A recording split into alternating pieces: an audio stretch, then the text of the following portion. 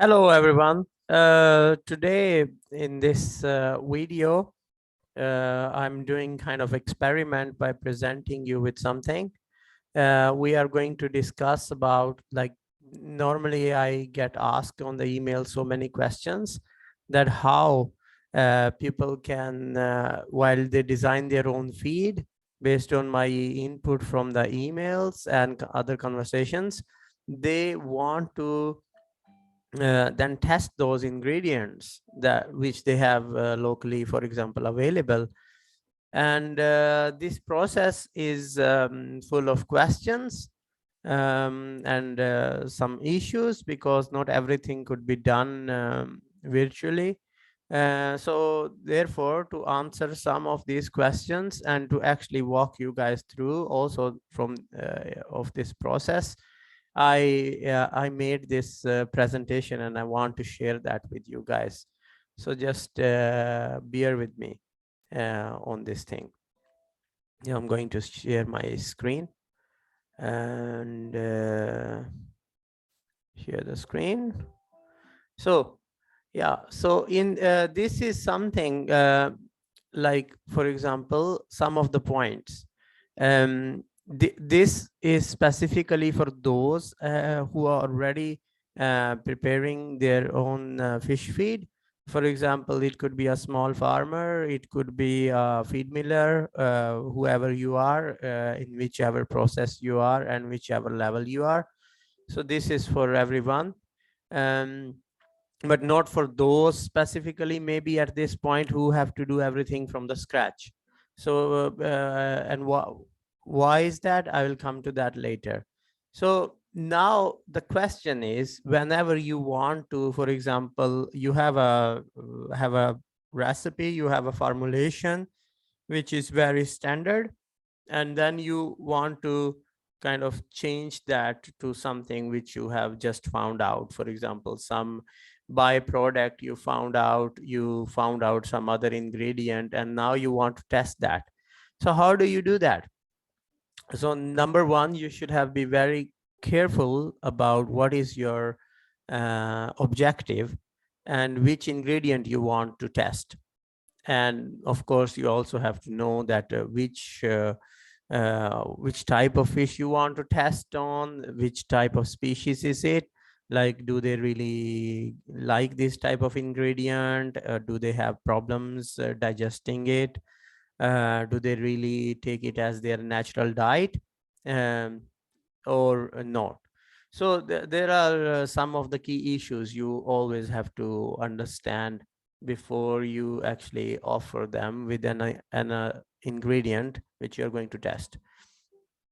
And then of course, these are the important points. And other than that, I have given here the example.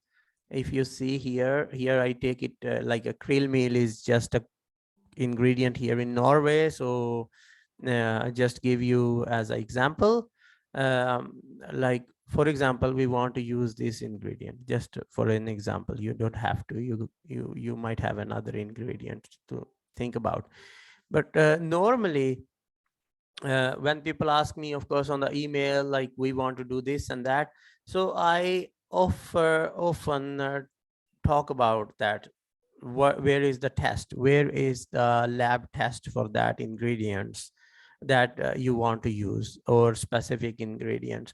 So in this you can also see that example. For example, here on the right side of this screen, under the krill meal picture, you see there is this list of for example, uh, ingredients which are in a certain recipe, and where you can see that how I have put there this krill meal, for example, together with the other ingredients. But this is to start with. And then let's but you don't have to follow this recipe, please. This is just to show the most important thing on this chart is to see that you see on the right side you have this dry matter. You have under the chemical content, you have the thing written called dry matter, and then you have written a thing called ash, and crude protein, crude fat, and carbohydrates. So here you can also see, like, this is how once you get your test from the lab, normally you get to know these things. These things you cannot know it when you are doing it at the farm or at the feed mill level. So you have to use the lab to really understand how much the dry matter is, of course, when you minus the moisture. So these are of course not the perfect numbers. These are just the example to show you. And then you have this carbohydrates here. Here you see that what is the amount of starch in that ingredient, and this is the amount of crude fat, for example. This is based on gram per kilo. So this is just an example, and this is the protein, which is definitely not exactly for this krill meal here, but it is just an example. So just take it as an example. And then furthermore, how do you go about so then whenever you are thinking about the ingredient, you have to understand what is the availability of the ingredient. It is not like you will just be thinking about, okay, today I'm going to produce like 10 tons. What will happen, for example, if you don't find that ingredient and you're just kind of playing around with the recipe just on the spot? So that is not really you should be doing. So you have to understand, like, the long term, how you ensure the long term availability of that ingredient, which is very important to understand. And then there is another factor, of course, at the smaller scale, the government laws and the food safety regulations, they are, of course, people are not really thinking a lot about them, but you have to think about these things. That for example, here in Europe, we have strict laws which type of ingredient you can use and which you cannot use. So similarly, you have to understand the laws about using that ingredient in your local situation. And there is another thing related to food safety. So whichever ingredient you are using, I always advise that use uh, completely safe ingredient which you are completely sure about. And you need to first, this couple of things you have to understand, like the salmonella, for example, or campylobacter.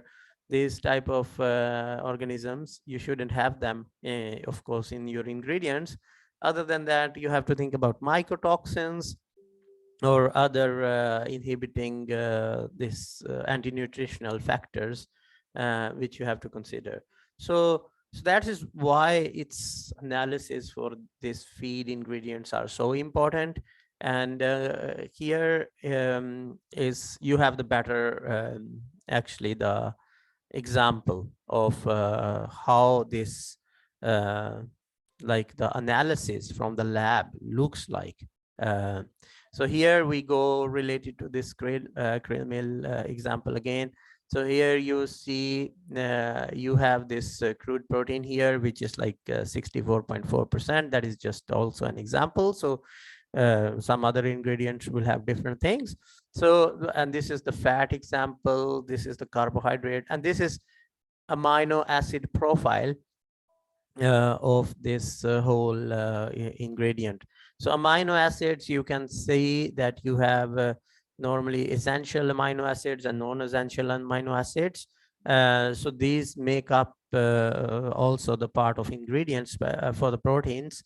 So this is something maybe I will explain in another video sometime later. But this is like the roughly you have to focus on this part, the basic part, that is carbohydrate, fat, protein, and the ash and the dry matter. So here this is based on gram per kilogram. So this is just to give you the clue about this. And then you go further here, of course. Some of the regulations part you have to think about when it comes to the food safety and the regulations related to that. Some places have to think about even GMOs. So uh, planning further, uh, nutritional profile. This is the example of the nutritional profile. So whenever I speak about nutritional profile, this is how it looks like, and this is how you should be getting.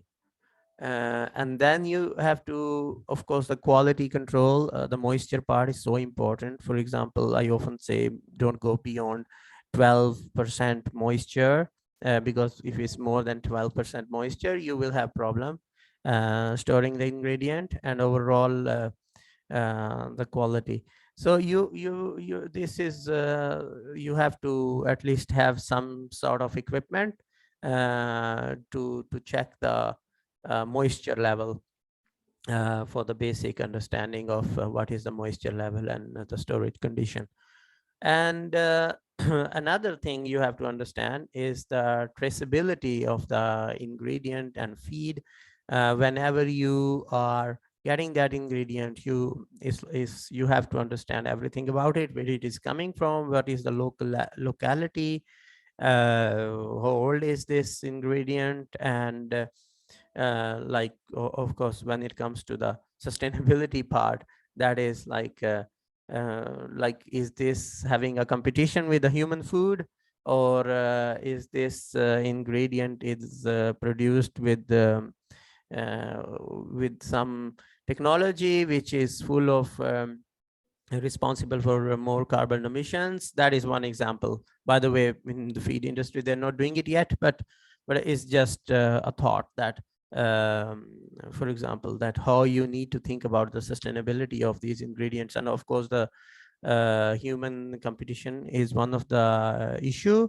Carbon footprint, not just for the technology, for the processing, but also overall the carbon footprint of that certain ingredient, environmental impact of that ingredient, and also the social impact of that ingredient. You have to understand all these dynamics when it comes to uh, selecting the ingredient based on the sustainability criteria. And then, of course, the most important, one of the really important thing is about the cost. The cost of ingredient is, of course, it's extremely important, and you have to um, consider that definitely.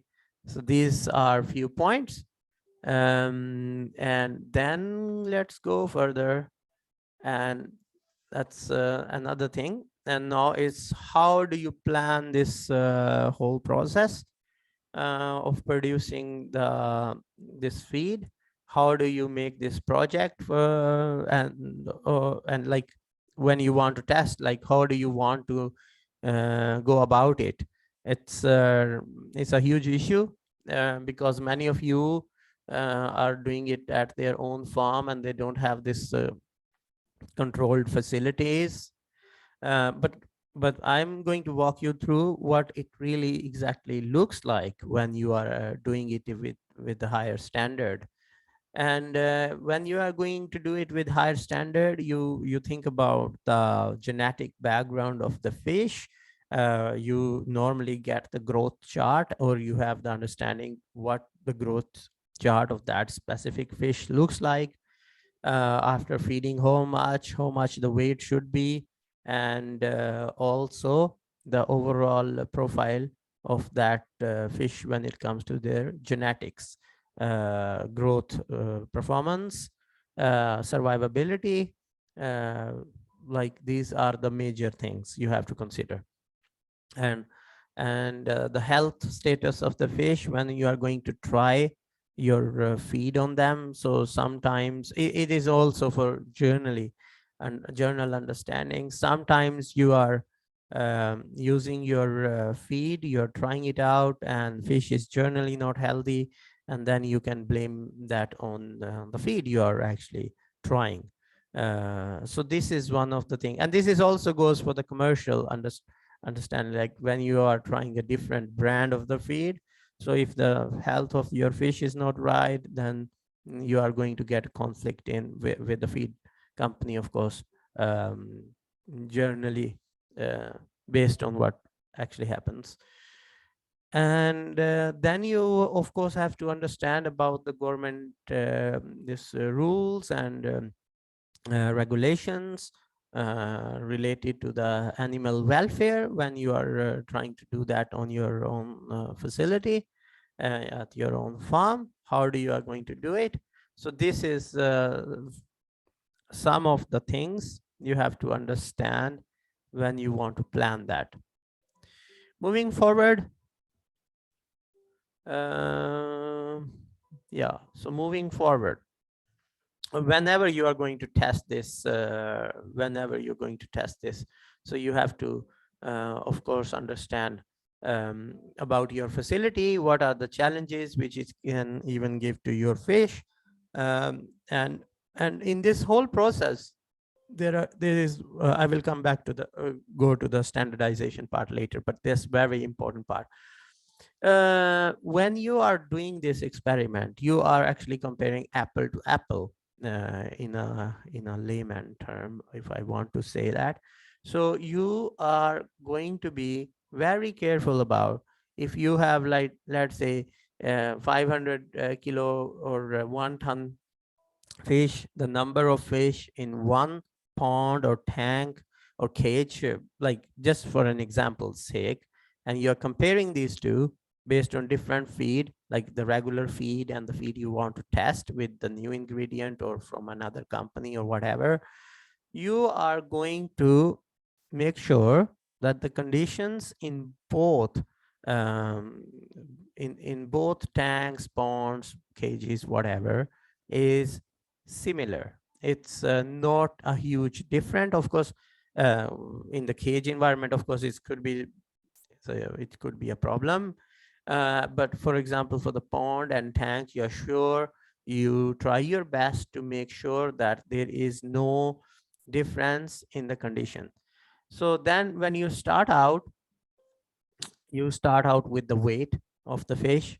You have to have the equal weight for both of those batches you're going to test. And then you this is how you, of course, design the whole project. Then you have the other things, for example, the time, this like you have to make sure, like if you are running this experiment, the basic principle is the stress. You have to reduce the stress over the fish.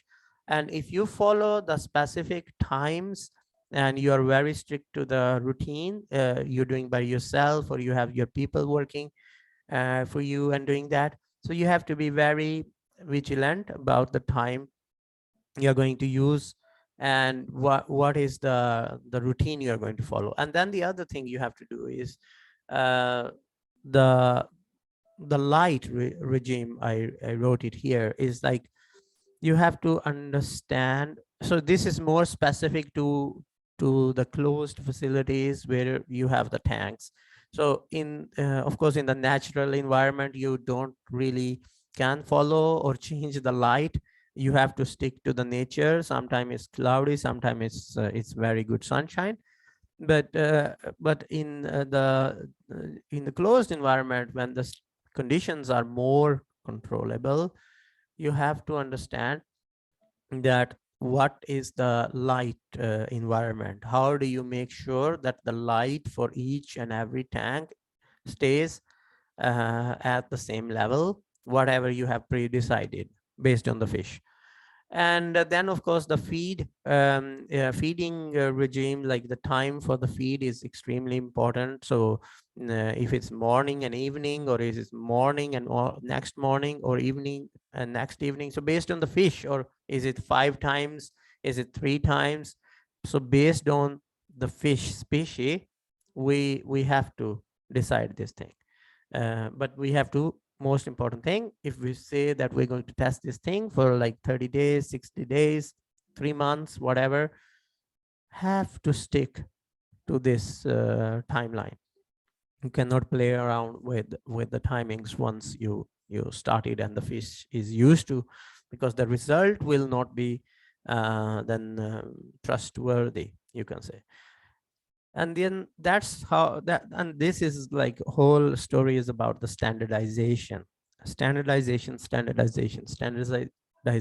So more you standardize your whole environment, your whole experiment, more better. So if you don't really standardize, you are just doing it kind of zigzag, not uniform, then it's not worth it.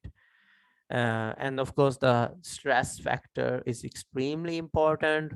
I understand this is still the problem in overall aquaculture industry, like the people who are feeding the fish, the people who are working, sometimes they can cause the stress to the fish. People are unfortunately less careful about that. That needs to change. The If you are testing, and even without the test, you have to really careful about the stress factors. Stress, and these could be many things. So fish like routine, that is for sure. Like fish really like routine, and you have to be careful. And of course, there are other biological stress factors as well, where you have to think about your biosecurity should be very good, so that you don't actually give the fish the stress from that side. Let's move further. So of course here is the biosecurity extremely important, and the temperature. What is going to be the temperature if you're doing it at the tanks? Of course, the pond could also, you have to think about the temperatures, oxygen level. That's also very important. If that there's two different levels of oxygen, then the result is not going to be the same. And the pH level in the water is very important as well. Biosecurity plan, extremely important. And if it's the facility with the, let's say, the electrical generators are running the facility, or if it's the pond environment where you're using the oxygen generators or the feeders with the help of electricity, or the generator in general. So in those cases, you have to understand, like, you cannot really mess up with the routines. And that's why the electricity backup is so important. And then you also have to have overall backup plan. What if the fish dies? What if the things really go south? So you have to consider these issues. Is extremely important. And then of course, there's journal project management things you have to do overall. Who is going to be the person who is the trustworthy, the person who, and what is the backup plan, backup person who is going to run this overall experiment.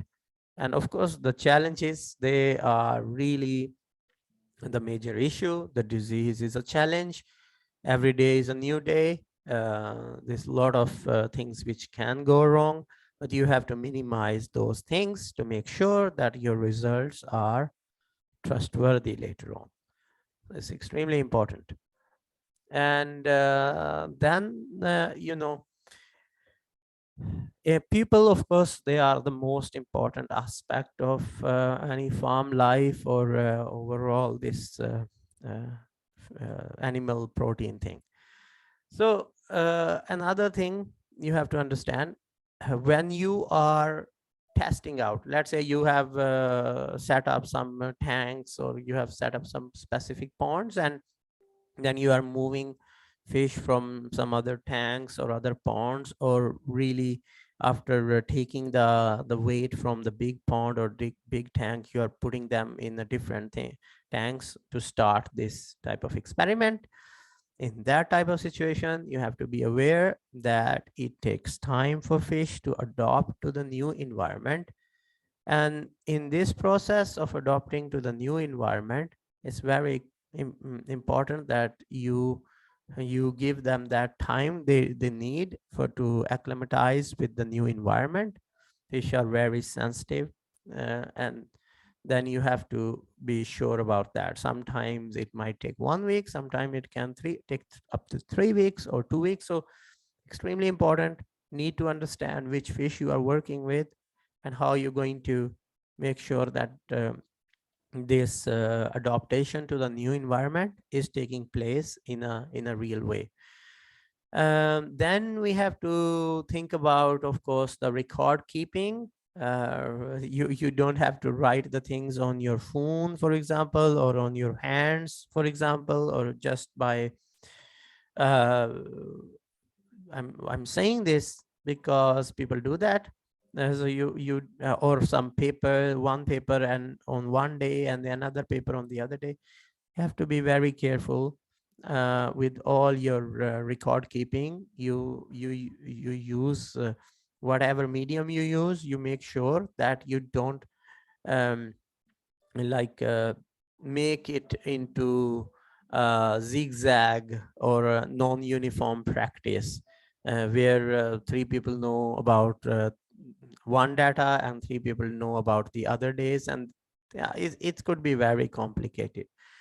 So this is extremely important part of this management, that you have to have the proper record keeping. Otherwise, later on, conflict may arise and issues are very common in that area. So you have to game up this thing. So, and of course, you have to work on this what if things really go wrong. Human factors are extremely important to consider. It's very important to have this error in this, and you have to also, before you start anything like that, you have to understand who is going to be responsible person and who is going to be whole responsible if things go wrong. That is very common. And it's another important point which I wanted to say is that often, if you are not treating your people right, they may eventually take their revenge on the fish. This is very common. I've been told many shocking stories from around the world about this phenomena, and I'm sharing that with you guys. So if you are giving it to someone else, make sure that they don't ruin your this test just because they have a problem with your behavior, or so they shouldn't be taking this out on the fish. So you have to be very careful about that, and this is a nice thing to treat other people good, and especially your employees good, so that they can treat your fish very good.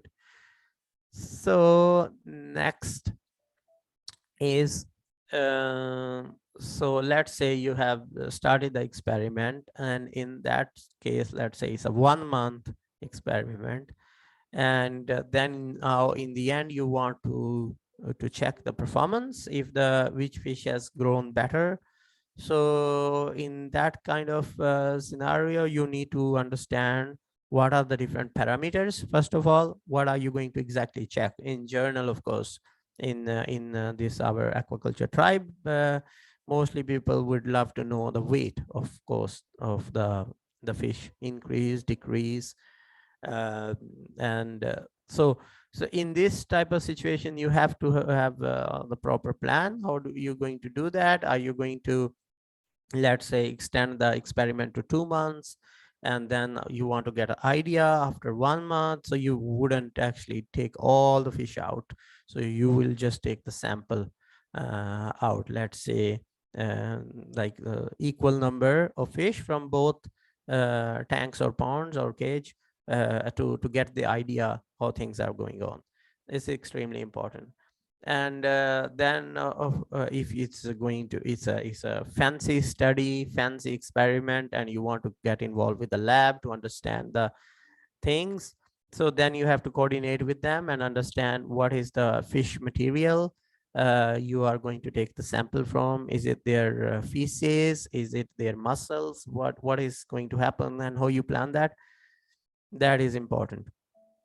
And the feed material, like if it's the feed test you want to do in the end, that is ideally you should always have a sample before the test and after the test to keep them to double check. And important thing, cleaning is extremely important, so this you have to have a plan. Yeah, reporting the results, so it really depends. if you are in a organization, or you are in a small farm, or it's a small feed mill, it's a big one, whichever the scenario, the things change when it comes to the reporting. So it really depends what are your goals in the reporting aspect. Reporting is like making the report of the whole project, what you did. There are different ways to do that. Scientific way is different, the commercial way is different. Among commercial ways, there are also many differences. So you need to see how do you do that. So if you are, of course, an institute or something, then you have to understand like properly scientific way. You have to go through all your materials and methods, and even review the literature, report the results, use the statistics to check the results. These are important aspects. So of course, when you want to do it at the higher level, you have to think about the credibility. That is extremely important thing. uh, and while you are checking your results, you have to also check the other people who have worked for that type of certain thing, check the references, also to quote those references if you are doing the same kind of work. So these are important. And of course, in the end, this is the higher level, like the publishing. If you are going for the scientific journal, or you are going to publish just a report for your own company or your own organization. So these, who is going to be the author of that report, who is going to take the ownership, who is going to be responsible, extremely important. All these aspects are extremely important.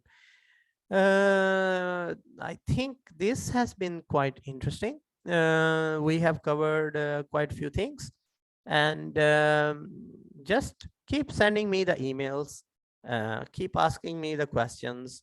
I really enjoy getting to know you about your projects and what you want. So it's very interesting process. I really wanted to share this with you guys, so that we have more questions, and then we can discuss more privately or on the video. So yeah, this is it for today. Thank you very much, and hope you have a nice progress with your projects. Thank you very much. I'm going to close this down now, and yeah, bye bye.